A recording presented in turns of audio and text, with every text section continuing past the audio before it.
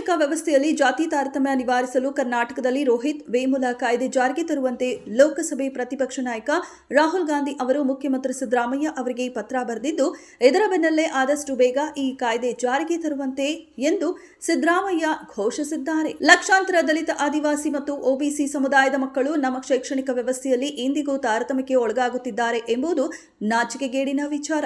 ಇದಕ್ಕಾಗಿ ರೋಹಿತ್ ವೇಮುಲ ಕಾಯ್ದೆ ಜಾರಿಗೆ ತರಬೇಕೆಂದು ನಾನು ಕರ್ನಾಟಕ ಸರ್ಕಾರಕ್ಕೆ ಮನವಿ ಮಾಡುತ್ತೇನೆ ಎಂದು ಹೇಳಿದ್ದಾರೆ.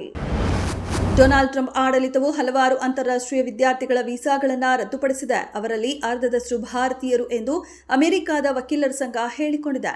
ವೀಸಾ ರದ್ದಾದ 327 ವಿದ್ಯಾರ್ಥಿಗಳಲ್ಲಿ 50% ಮಂದಿ ಭಾರತೀಯರು ಎಂದು ಅಮೆರಿಕನ್ ಇಮಿಗ್ರೇಷನ್ ಲಾಯರ್ಸ್ ಅಸೋಸಿಯೇಷನ್ ಹೇಳಿದೆ. ಈ ಪೈಕಿ 50% ವಿದ್ಯಾರ್ಥಿಗಳು ಭಾರತದವರಾಗಿದ್ದಾರೆ.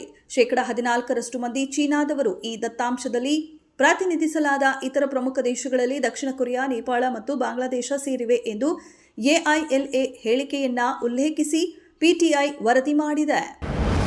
ಮೇಲಾಧಿಕಾರಿಗಳ ಕಿರುಕುಳಕ್ಕೆ ನೊಂದು ಕೆಎಸ್ಆರ್ಟಿಸಿ ಬಸ್ ಚಾಲಕ ಆತ್ಮಹತ್ಯೆಗೆ ಯತ್ನಿಸಿರುವ ಘಟನೆ ಚಿಕ್ಕಮಗಳೂರು ಜಿಲ್ಲೆಯ ಕಡೂರು ತಾಲೂಕಿನಲ್ಲಿ ನಡೆದಿದೆ.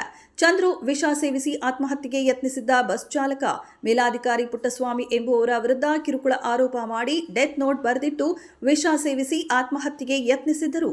ಅನಾರೋಗ್ಯದ ಕಾರಣಕ್ಕೆ ಕೆಲಸಕ್ಕೆ ರಜೆ ಹಾಕಿದ್ದರಂತೆ. ಅಲ್ಲದೆ ಚಂದ್ರು ಅವರು ಹಲವು ರಜೆ ಬಾಕಿ ಇತ್ತಂತೆ. ಆದಾಗ್ಯೂ ಪುಟ್ಟಸ್ವಾಮಿ ಕಿರುಕುಳ ನೀಡುತ್ತಿದ್ದರಂತೆ. ಹಣ ಕೊಟ್ಟವರಿಗೆ ಎಷ್ಟು ಬೇಕಾದರೂ ರಜೆ ಮಂಜೂರು ಮಾಡ್ತಾರೆ ಎಂದು ಆರೋಪಿಸಿದ್ದಾರೆ. ಆಂದೋಲ ಎಂಬಲ್ಲಿ ಶ್ರೀ ಸಿದ್ದಲಿಂಗ ಸ್ವಾಮೀಜಿ ವಿರುದ್ಧ ಕಲಬುರಗಿ ಜಿಲ್ಲೆಯ ಚಿಂಚೋಳಿ ಪೊಲೀಸ್ ಠಾಣೆಯಲ್ಲಿ ಪ್ರಕರಣ ದಾಖಲಾಗಿದೆ. ಕೋಮು ದ್ವೇಷವನ್ನ ಹರಡುವ ಪ್ರಚೋದನಕಾರಿ ಭಾಷಣ ಮತ್ತು ಕಾಂಗ್ರೆಸ್ ನಾಯಕರ ವಿರುದ್ಧ ಅವಹೇಳನಕಾರಿ ಹೇಳಿಕೆ ನೀಡಿದ ಆರೋಪದ ಮೇಲೆ ಸ್ವಾಮೀಜಿ ವಿರುದ್ಧ ಚಿಂಚೋಳಿ ಬ್ಲಾಕ್ ಕಾಂಗ್ರೆಸ್ ಸಮಿತಿಯ ಅಧ್ಯಕ್ಷ ಶರಣು ಪಾಟೀಲ್ ದೂರು ದಾಖಲಿಸಿದರು. ಈ ದೂರಿನ ಆಧಾರದ ಮೇಲೆ ಪೊಲೀಸರು ಸ್ವಾಮೀಜಿ ವಿರುದ್ಧ ಪ್ರಕರಣ ದಾಖಲಿಸಿದ್ದಾರೆ.